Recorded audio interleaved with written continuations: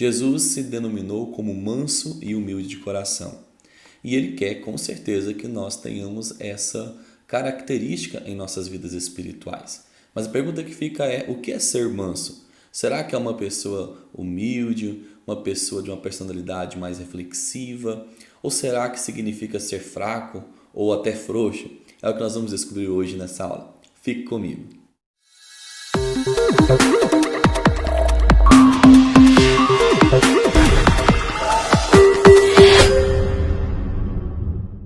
Para nós começarmos a definir o que é o manso, seria bom nós descartarmos o que não é ser manso. E parece que ser manso à primeira vista é alguém que é deixado de lado, alguém que é passado para trás, alguém de uma personalidade insegura, ou aqueles que têm uma situação de serem bobos ou até frouxos. Mas não é nada disso. Nós devemos lembrar que toda bem-aventurança se trata de uma questão espiritual. E nós vamos entender o que significa isso. Mas se nós parafraseássemos o que Jesus quis dizer, bem-aventurados os mansos que herdam a terra, ele estava querendo dizer que bem-aventurado ou feliz é, abençoado é aquele que tem um espírito gentil. Então, o que não é mansidão? Mansidão não é ser uma pessoa indolente, ou seja, alguém que não sente dor, alguém que vive acima das suas paixões, ou alguém que é indiferente às coisas. Não é ser assim. Ser manso não é isso. Ser manso também não é ser fraco, não é ter frouxidão, uma falta de ardor ou paixão pela vida, não é isso. Ou falta de entusiasmo. Ser manso também não é ter uma gentileza natural. Tem gente que naturalmente o seu temperamento não é de procurar briga, de sempre valorizar o outro, de colocar as pessoas acima de si, mas não se trata disso. Não é ser fraco de caráter e nem também alguém que foge da briga. Na realidade, ser manso não é algo externo nem biológico. Ninguém nasce manso, mas é algo interno, que não é pessoal, mas é espiritual, como toda bem-aventurança. A diferença entre a pobreza de espírito que nós falamos no nosso primeiro estudo, aquele pobre de espírito que se reconhece como pecador, que não merece a graça de Deus e que por isso lamenta e chora pelo seu pecado, é que a pobreza é uma autoconsciência de quem ele é diante de Deus. Ou seja, ele se enxerga pecador.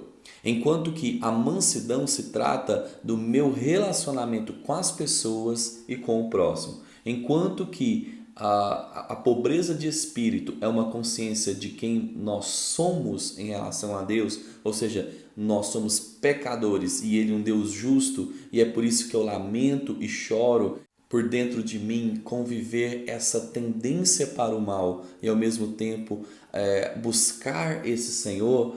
O pobre de espírito sabe quem é diante de Deus, enquanto que a mansidão se trata dele com as pessoas. Então é no relacionamento dele com as pessoas. É um desejo consciente de pôr os interesses do outro acima dos meus.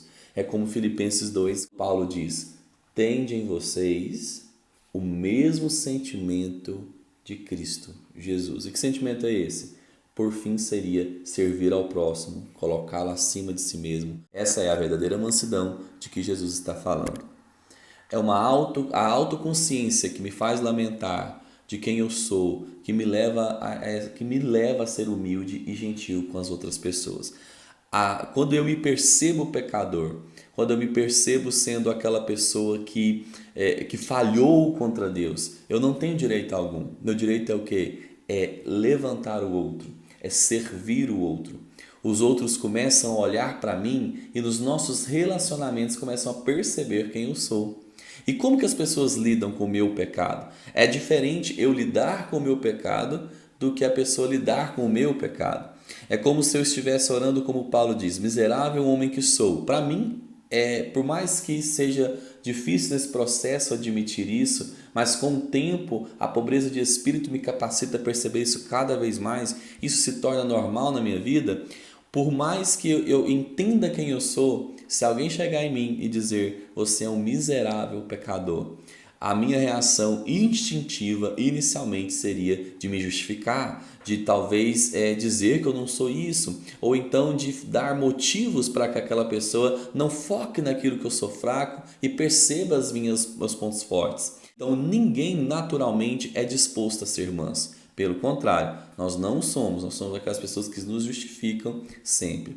Mas o manso, como Jesus disse, é aquele que não se orgulha de si mesmo. Ele não se vangloria ao seu próprio respeito.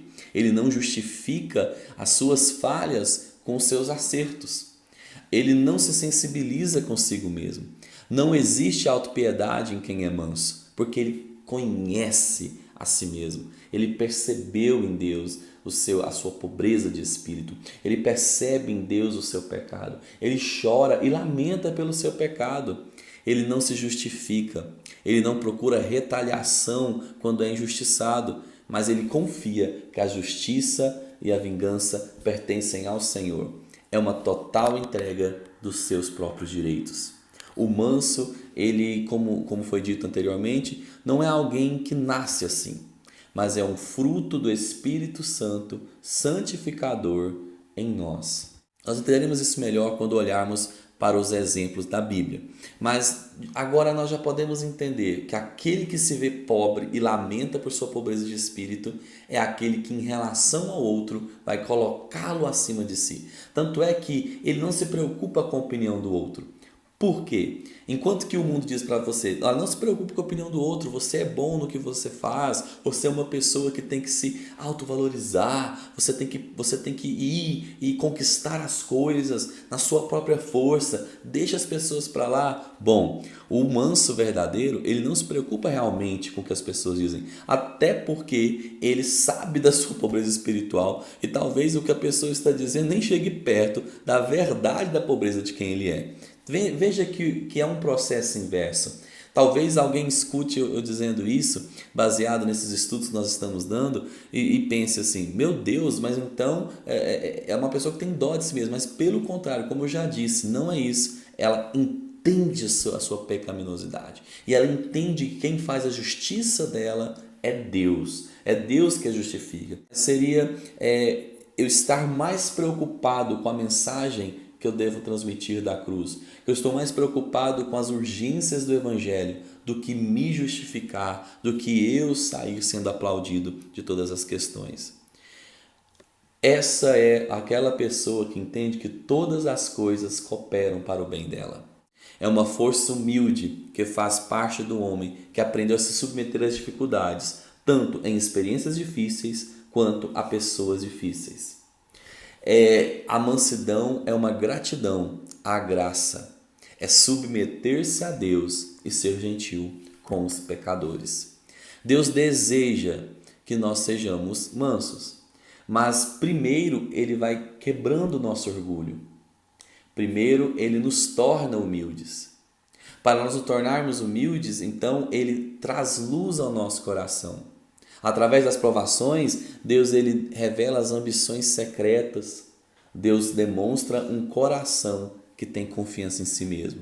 E quando tudo isso é exposto, Ele nos torna então pobres de espírito, que lamentam e que não tem outra saída senão a ser manso com o outro, senão a valorizar o que Jesus nos ensinou, ao invés de se justificar. Esse é o manso de espírito. Agora que nós temos em mente o conceito dessa mansidão que Jesus falou, vamos observar alguns exemplos bíblicos de pessoas que foram mansas e que tiveram a sua história como um exemplo para nós de como exalar essa característica que é do próprio Jesus. Se nós olharmos para o Antigo Testamento, nós vamos observar Abraão, um homem que realmente demonstrou essa característica em toda a sua vida. Lembre-se do que aconteceu com ele e Ló. Os dois seguiram caminhos diferentes. Mas Abraão, apesar de ser o patriarca, o homem mais velho da situação, aquele que deveria liderar, ele abre mão da sua decisão de definir o futuro de Ló e deixa que o jovem, o mais novo, tome essa atitude, que ele fizesse sua escolha de vida. Isso é um exemplo muito grande e forte de mansidão para nós. Até porque os patriarcas, naquele momento, eram pais. Então eles eram pais de tribos nômades que ficavam caminhando e Deus mostrou através dele a sua paternidade aqui na terra, a sua autoridade. Então Abraão, ao tomar essa atitude com seu sobrinho Ló, ele mostra um caráter de mansidão que nós devemos sim levar em conta. Ele não se apegou à sua autoridade paternal. Antes, ele valorizou o seu sobrinho, que era mais jovem, para decidir a sua vida e seguir o seu caminho. Ele foi contra algo cultural e até ele abriu mão dos seus direitos dados até pelo próprio Deus de exercer sua autoridade. Moisés é um outro exemplo no Antigo Testamento que nós podemos citar, que ele negou o seu berço de ouro ali como neto postiço de Faraó para ir aos judeus e cumprir aquilo que Deus tinha para ele.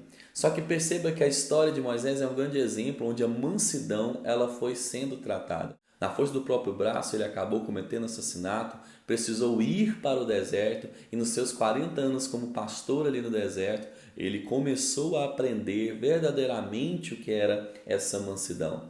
Só que ele, nesse momento de abrir mão dos seus direitos de filho de Faraó, ele nos mostra um pouco dessa mansidão. Ele nos mostra que ele não se apegou ao berço de ouro que ele tinha, mas que ele abre mão dos seus direitos por amor à causa de Deus, por amor à causa de Jesus. E naquele deserto ele foi sendo tratado e essa mansidão foi sendo forjada cada vez mais em sua vida.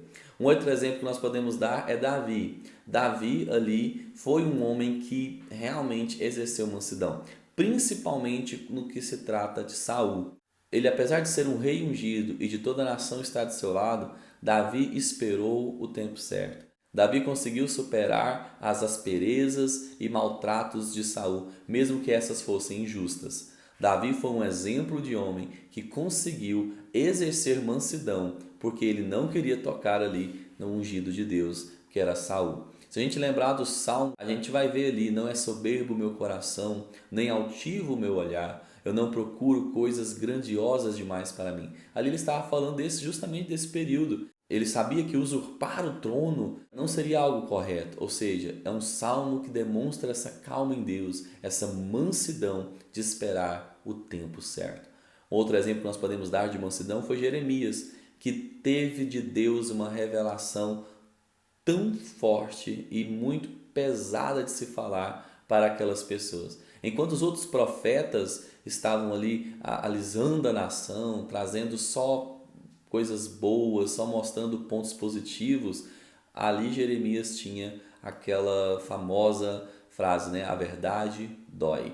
E a verdade doía não só para quem iria ouvir, mas também para ele ao falar o que Deus queria dizer. Então Jeremias teve que superar o que as pessoas estavam falando dele. Ele teve que superar essa tristeza que ele passou por ser então renegado. Mas mesmo assim, ele, ouvindo o pior de si mesmo, ele não deixou que a palavra do Senhor fosse dita. Ele não deixou que aquilo que Deus tinha para dizer fosse abafado por seu orgulho, ou abafado por tentar se preservar daquilo que as pessoas estavam fazendo.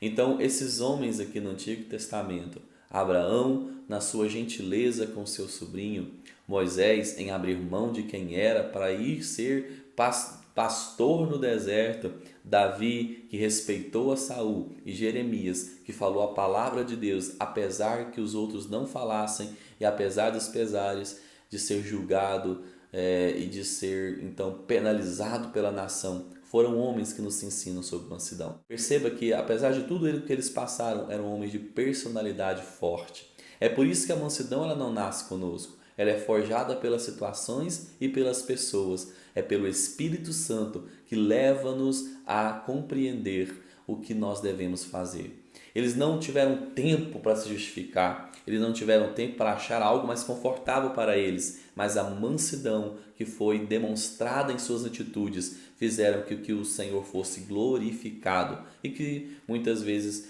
tivessem que abrir mão dos seus próprios direitos e de autojustificação. É isso que é ser manso, algo que o Espírito Santo vai produzindo em nós. Mas para nós olharmos isso também no Novo Testamento, nós podemos ver Estevão. Estevão foi o primeiro mártir da igreja, apedrejado por todos. A sua única preocupação não era se justificar como não sendo um criminoso, mas a sua única preocupação era falar do amor de Deus. Ele explicou o evangelho ali para aquelas pessoas. Ele veio falando uma exposição lá do Antigo Testamento. Ele fez uma pregação expositiva lá do Antigo Testamento até os dias atuais, mostrando que Jesus era o Messias. Ele não teve ali tempo para clamar por sua vida, para terem piedade dele. O que importava era o sorriso daquele que olhou ele lá de cima. É isso que a mansidão é para nós. Aqueles que não se justificam, aqueles que não estão preocupados com seus direitos, mas abrem mão deles por amor a Deus, em submissão ao Senhor para servir ao outro. Paulo também foi hostilizado em diversas igrejas que ele mesmo fundou. Os coríntios mesmo estavam falando de Paulo apressadamente, com questões infundadas, e Paulo mesmo assim admoestou, corrigiu.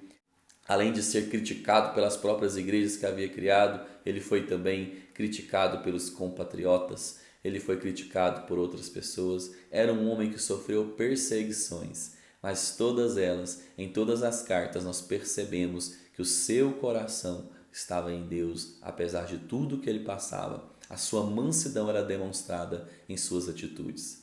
E como não falar do nosso próprio Salvador?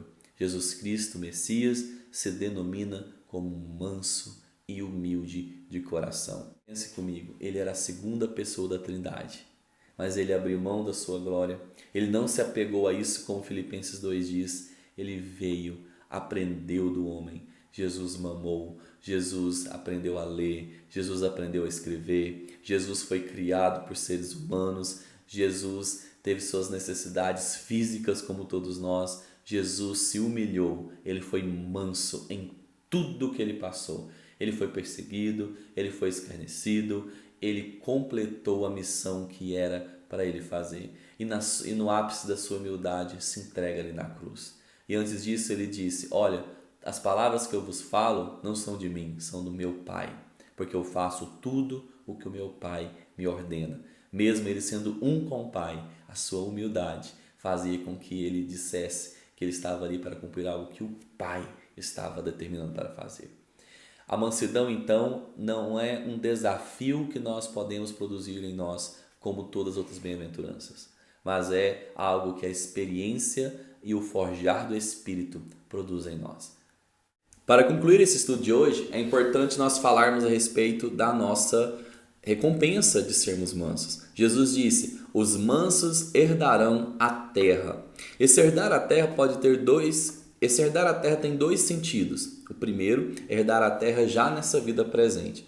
Perceba que aquele que é manso abriu mão de seus próprios direitos, abriu mão de si e entregou tudo para o seu Senhor. Dessa forma, o seu ego não está mais inflado. Ele não vive para suprir as carências de si mesmo, nem vive para atender às suas próprias expectativas, mas expectativas do reino. A terra, portanto, não é aquela que dita tudo que ele deve ser, não é o objetivo que ele tem de vida, não se torna mais o imperativo de suas atitudes, mas ela se torna a herança que Deus dá. Ele, com seu ego agora não mais inflado, ele consegue ter felicidade naquilo que ele tem. Ou seja, ele é uma pessoa contente. É o que Paulo disse: nada tendo, porém tudo possuindo. O manso é feliz, porque ele entendeu que a sua felicidade está nos projetos e alvos do Senhor. Está na simplicidade de viver o que Deus projetou para que vivêssemos. Essa terra não domina seu coração. No segundo sentido, esse herdar a terra fala no sentido eterno, daquilo que está por vir. Assim como nós vimos lá em Apocalipse, eis que farei novos céus e nova terra. Essa será a nossa herança. Nós julgaremos esse mundo com Jesus, porque nós somos filhos e co-herdeiros de tudo o que Cristo tem. Então, nós podemos nos regozijar, porque essa mansidão que foi forjada em nós nessa vida se perpetuará por toda a eternidade e gozaremos para todo sempre dessa recompensa maravilhosa. Então, como colocar isso em prática? Primeiro, olhando para o Sermão do Monte, encarando ele de frente, meditando em suas verdades, nos arrependendo do nosso eu, do nosso ego exacerbado, do nosso ego inflado, nos humilhando, chorando, reconhecendo nossa pobreza de espírito, e caminhando assim com o Espírito Santo, enquanto Ele nos transforma naquelas pessoas mansas que são um retrato de Jesus sobre essa terra. E antes de terminar, eu quero indicar mais um livro da nossa coletânea de livros sobre o Sermão do Monte. O primeiro que eu indiquei foi a Contracultura Cristã, do John Stott, e hoje eu quero indicar para vocês esse livro aqui, que é do Martyn Lloyd-Jones, Dr. Martyn Lloyd-Jones, no livro Estudos no Sermão do Monte. Uma obra incrível, profunda, com uma linguagem um tanto rebuscada, mas ao mesmo tempo simples, que te leva realmente a se emocionar por entender o que Jesus falou nesse tão importante discurso que resume a nossa fé. Que você possa comprá-lo, fazer um bom uso dele e que Deus abençoe seu dia hoje e que semana que vem estejamos aqui para aprender mais de Deus. Deus te abençoe.